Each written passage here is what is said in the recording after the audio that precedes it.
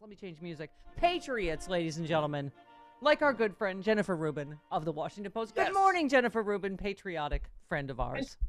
Good morning. Thank you very much. Yes, John Bolton is not in the patriot category, is he? Oh, No. isn't it? Isn't it just a lot of this, Jen, we were saying is stuff that we've heard from other books, but it's the first cabinet member. And he is a traitorous piece of, but also you know that this stuff is true. I mean, Absolutely. yeah.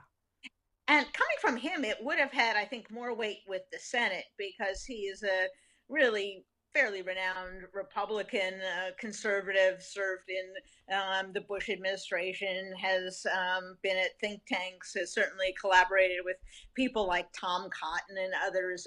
And had he come to the floor of the Senate, I don't think it would have changed their vote, but it would have made it a lot harder for them to ignore the evidence. And that's why they never wanted to hear from him. They were petrified that he would come and sound convincing, and the country would say, well, what about this guy? So their solution to this was just hide him in a closet. Don't call him, forget about it. Jen, that goes to your and my dad's former party. This is a bigger indictment of them because, as many people have said, and you just alluded to, he's very close to Mitch McConnell and to Ted Cruz and to Mitt Romney. You knew they knew all this, and that makes it more damning, doesn't it? That they knew they would have to convict with Absolutely. all of this other material. I think the people who suffer the most from the release of the book are the Senate Republicans, who are already in trouble in terms of their reelection in 2020. By the way, did you see that the race in red Montana, the Senate race with Steve Bullock has now been shifted to toss up? That's how Yeah. bad things for the Republicans. Yeah. And I think this is just a reminder to the public how spineless they were, how lacking in principle, how irresponsible. You know, there was that great speech that Adam Schiff made at the end of the impeachment where he said, your name, if you know the evidence and you nevertheless vote to acquit, your name will be tied to him with a cord of steel for all of history. And boy, is that the case.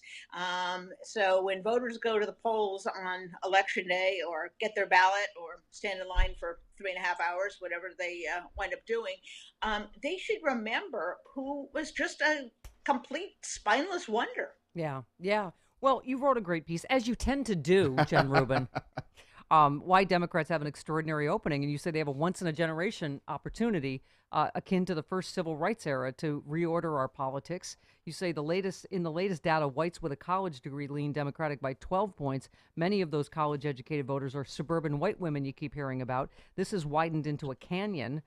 You say now Democrats have an 18-point lead. Simply put, the anti-science, white grievance, bully boy politics of the Republican Party under Trump turns off people who do not want to be viewed as uneducated, racist, or mean. It turns out to be a very broad coalition. Obviously favors Democrats. For the first time, you have a significant majority of white Americans who thinks there is a need for systemic change. I mean, that's a sea change in our lifetime. Just in the last, the 80% of people are behind these protests, are behind Black Lives Matter, are behind people kneeling to protest this. Did you ever think you would see professional sports teams? I'm a soccer fan, so I was watching, yay, British soccer yesterday that finally came back. That on the backs of a jersey for a non American sports team, they would have Black Lives Matter. Yeah. That's how this has resonated, so that it is way beyond politics. It's about culture, it's about decency, it's about people feeling that they don't want to live in a country that is mean, that is unfair, that puts at risk people just because of the color of their skin.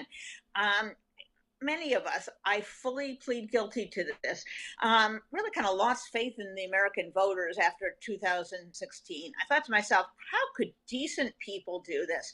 And frankly, people voted for Trump for a whole slew of reasons, including the fact they couldn't stand Hillary Clinton.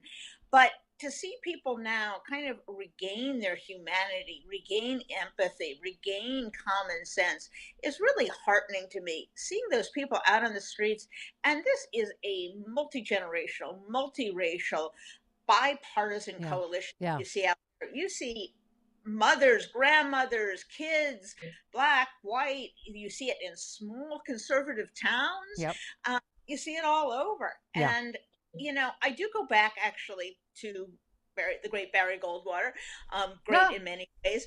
There he is.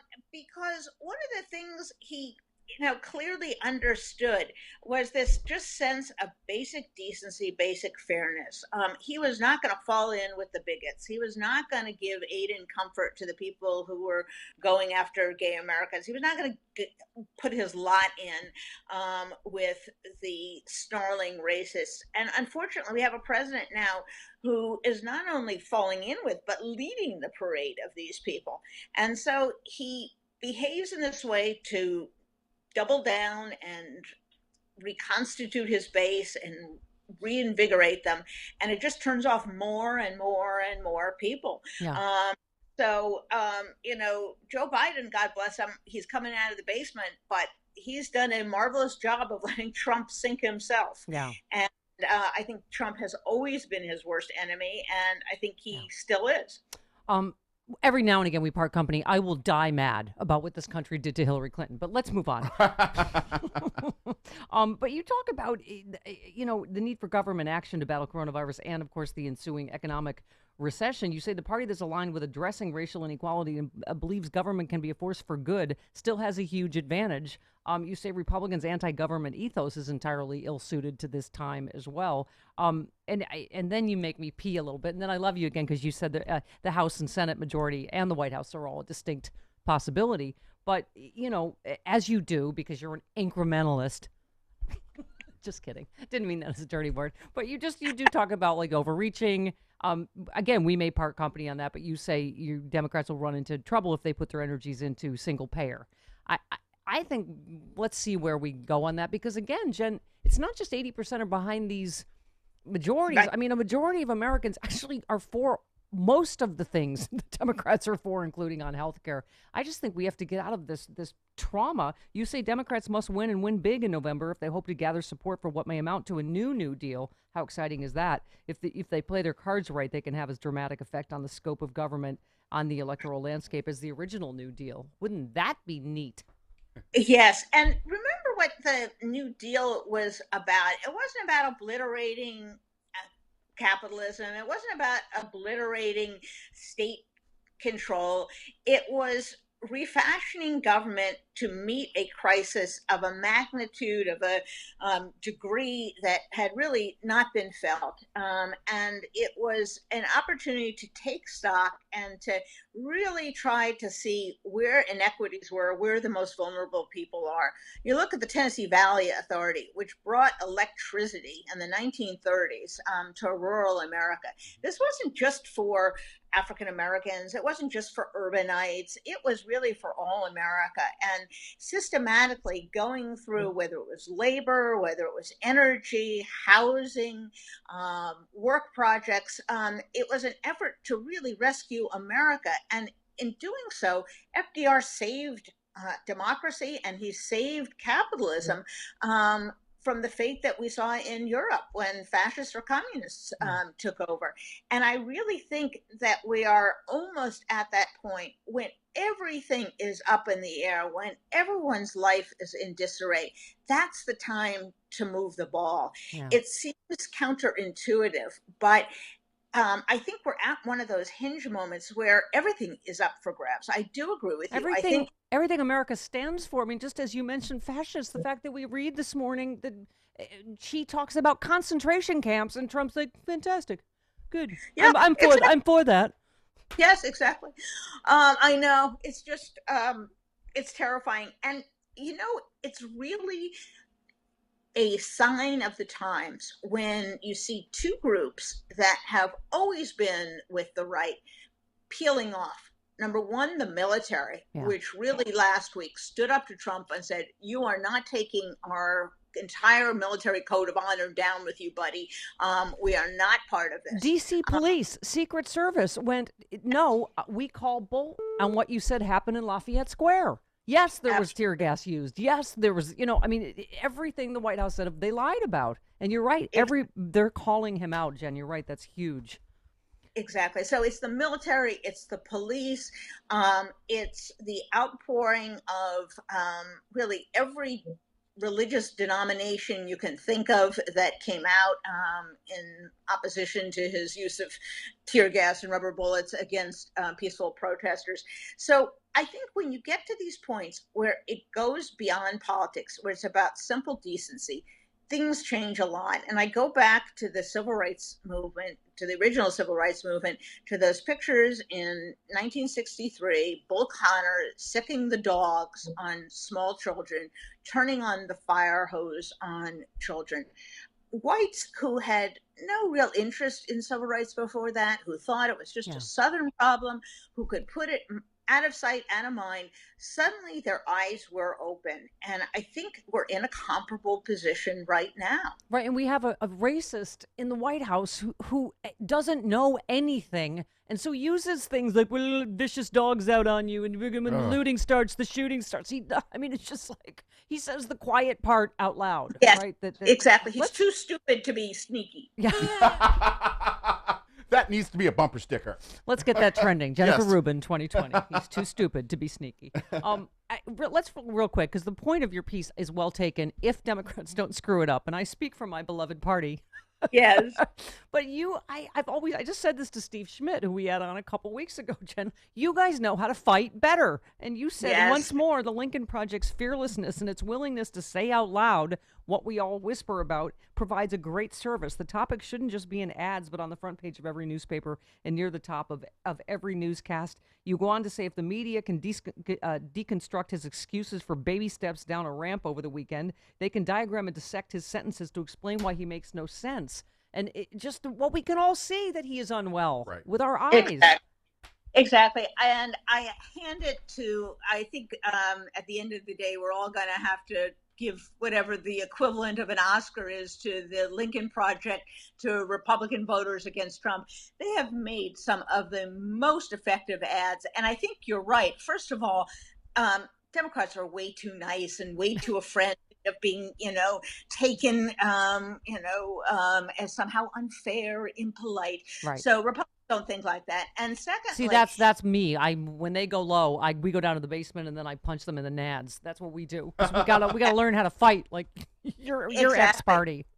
And the other, I think phenomenon is they understand the Republicans so well that they know how to push their buttons. They know what Trump is like. They know what bothers Republicans. So they poke and they turn the knife and they prod and they embarrass them on a daily basis in a way Democrats don't really even understand. And I think why that's helpful in the larger scheme is if you suddenly break through looking at these events as a partisan and just look at Trump as an object of mockery, disdain, disgust. Yep. That's a unifying principle. In some ways, I've never felt this unified with my fellow Americans since, there was probably the election of Barack Obama when the country had this outpouring. So I think at least for the present, he has brought people together. The problem is that he's off in, right field. He's not even in the stadium. Yeah. Jen, I said the same thing to Steve Schmidt. I look forward to the day that we can go back to saying, Jen Rubin, you are ridiculous and wrong. I go back to when your former party is in the dust heap of history. You start all over again, and then we can have actual policy debates. Yes. Because we just said, I said, when are we going to get to hang at Politicon again? You're like, when there's a vaccine. Well, as somebody said, now the latest report is they're going to try to rush a vaccine so Trump can go, it's ready before the election. And nobody trusts that. Nobody trusts anything. And as you said, his monstrously selfish conduct is keeping with his overall election strategy going ahead with this super spreader event. I mean, it is just a disgrace on every level. So I was talking to my cousin the other day at a distanced dinner out on her deck, and she said, her mom, who is 80-some years old, lives in Florida. she is not going to be able to leave her house after this convention arrives in Jacksonville. She doesn't live near Jacksonville, but people who go there are going to travel all over the state. This 80-some-year-old woman is going to be a prisoner in her own home again because it's going to be a super spreader. How is he going to get the senior vote when they figure out he's trying to kill them? Not exactly. Kind of a downer, you know. We're way long. Oh my God, I could talk to you forever. I can't wait till I can hug you again and yell loudly in your face and with particles going everywhere because we disagree on something. Stephanie. About what? Yes. All right. Love you, Jen Rubin. Thank you, Jen. Thank you, Jen. Talk to you Bye. soon.